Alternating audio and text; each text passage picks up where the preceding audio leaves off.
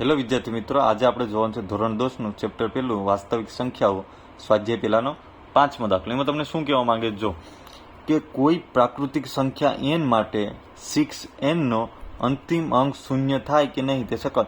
હવે 6n નો અંક ક્યારે શૂન્ય થાય કે ભાઈ 6 ના અવયવ છે 5 ની આજુબાજુ આવતા હોય તો હવે 6 ના અવયવ 5 ની આજુબાજુ આવે મતલબ 6 તો આપણે જો લખીએ પહેલા જો આની પહેલા મેં આવો એક દાખલો કરાવ્યો છે બરાબર, જોઈ લેવું કે જો કોઈ સંખ્યાનો અંતિમ અંક શૂન્ય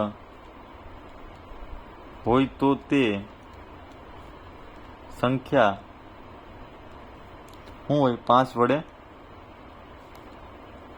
વિભાજ્ય થાય તો જ વિભાજ્ય હોય. કોઈ પણ સંખ્યાની પાછળ જો 0 હોય તો 5 વડે એને ભાંગી શકાય બરાબર. તો હવે આપણી પાસે અહીં શું આપે છે, આપણે અહીં 6 ની n ઘાત છે, મતલબ કે 6 નો ભાગ પડે તો 3 દુ 6, બીજા કોઈ પડે તો કે નહીં, એની n થાય. હા કે આવું મળે આપણે તો એમાં 5 ક્યાંય આવે તો કે નહીં, તો આ શું થાય, નહીં કહેવાય ને કે ભાઈ શૂન્ય અંક નહીં થાય ભાઈ 6 ને n ની ઘાતનો. તો આપણે લખીએ આમ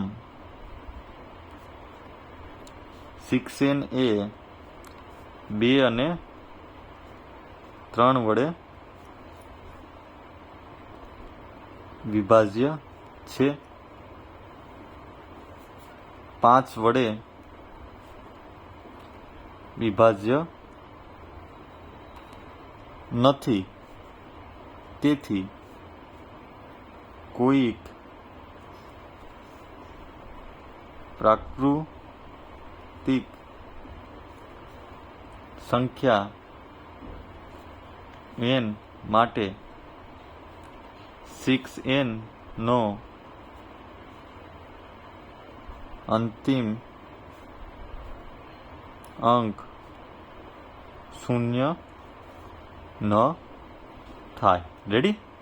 જો આપણે જોવું હોય તો આપણે જોઈ લઈએ કે ઉદાહરણ તરીકે 6 ની હું શું ઘાત લઉં, 1 ઘાત લઉં તો 6 મળે, 6 ની 2 ઘાત તો 6 36 આવે 0 ક્યાંય પાછળ એકમનો અંક.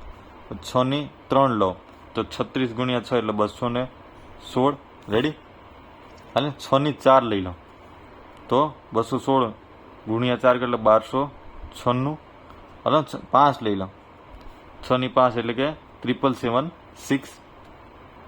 રેડી?